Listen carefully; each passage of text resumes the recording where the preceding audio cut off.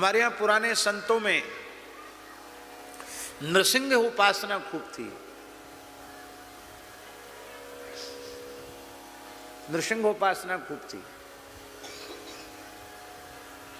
और जितने प्राचीन स्थान आप देखेंगे सब जगह महाराज जी नरसिंह भगवान जरूर विराजमान होंगे और नरसिंह शालिग्राम जी जरूर विराजमान होंगे। उनके भी कई भेद हैं। भूरिया नरसिंह,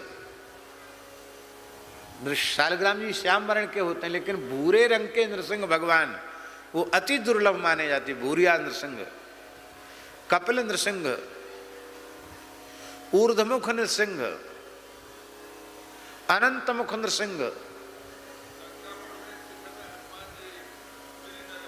हाँ, लंका ही चले सुमेरि नर हरि। योगीराज जी बता रहे हैं लंका में भी वहां के प्रधान देवता नरसिंह भगवान ही थे। कैसे आए लंका में नरसिंह भगवान? ये हरिवर्ष में गया दिग्विजय करते हुए रावण वहां से नरसिंह भगवान की मूर्ति ले आया। लूट में सब सामान आ जाता, भगवान आ गए लूट में। अब लंका में जहां नरसिंह जी को रखे वहीं आग लग जाए। नरसिंह जी नाराज, उनकी पूजा नहीं हो रही थी। शुक्राचार्य जी को बुलाया, बोले महाराज क्या करें? बोले नरसिंह जी हैं, ये तो ठंडे मिजाज के देवता नहीं, ये तो हमेशा गर्म मिजाज में रहते हैं, ये तो तुम्हारा सर्वनाश हो जाएगा। तो बोले हम वापस करा में? बोले और ज्यादा नाराज हो जाएंगे। इनकी विधिवत लंका में पूजा करो तो सब सुख समृद्धि बनी रहेगी। बोले महाराज हमारे लंका में तो नरसिंह जी की पूजा तो कोई नहीं कर सकता। क्यों?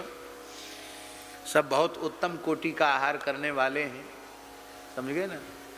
कहूँ महु महिष मानुष धेनु खर अज खल निशाचर भक्षही, ऐसा उटपटांग खाने वाले ये नरसिंह जी की पूजा कैसे करेंगे? उनकी तो बहुत सावधानी से पूजा की जाती है। शुक्राचार्य जी ने कहा तुम्हारा भाई वैष्णव है विभीषण, उसको पुजारी बना दो, वो करेगा पूजा। तो देखो भगवान की कृपा होगी, नरसिंह जी की पूजा विभीषण जी करते हैं। नृसिंहोपासना बहुत प्राचीन है। हमारे वृंदावन में पहाड़ी बाबा खाक चौक, उन मूल पुरुष पहाड़ी बाबा श्री स्वामी नरसिंहदास जी महाराज को 212 वर्ष समाधि लिए हुए हो गया। जीवित समाधि ली उन्होंने। खाक चौक की स्थापना जिन्होंने की मूल पुरुष श्री स्वामी नरसिंहदास जी महाराज 212 वर्ष पहले संवत 1769 में उन्होंने जीवित समाधि ली। कार्तिक पूर्णिमा को ही उनका जन्म हुआ, कार्तिक पूर्णिमा को ही उन्होंने समाधि ली। तो उनके जमाने में महाराज जी मंदिर नहीं था, वो नरसिंह शालिग्राम अपनी जटाओं में रखते थे। अपने जीवन में कभी छाया में गए नहीं। वो हिमालय में रहे तो कंदराओं में, और जब मैदान में रहे तो वृक्ष के नीचे अखंड धूना उनका रहता था।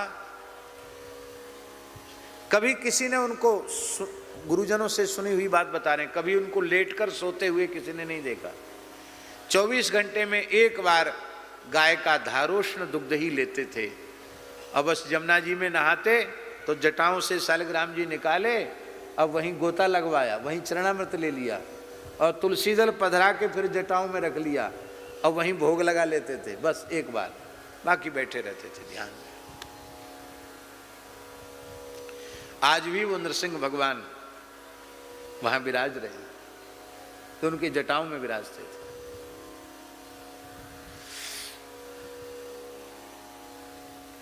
हमारे त्यागियों का ग्रंथ है सिद्धांत पटल, उसमें जो अनेक मंत्र हैं उनमें नरसिंह भगवान का स्मरण किया गया। घाट बाट में, वन पर्वत अरण्य में एकाकी साधुओं की कौन रक्षा करता है? नरसिंह भगवान ही रक्षा करते हैं। बोलो नरसिंह भगवान की। आई मेरे श्याम लग्यो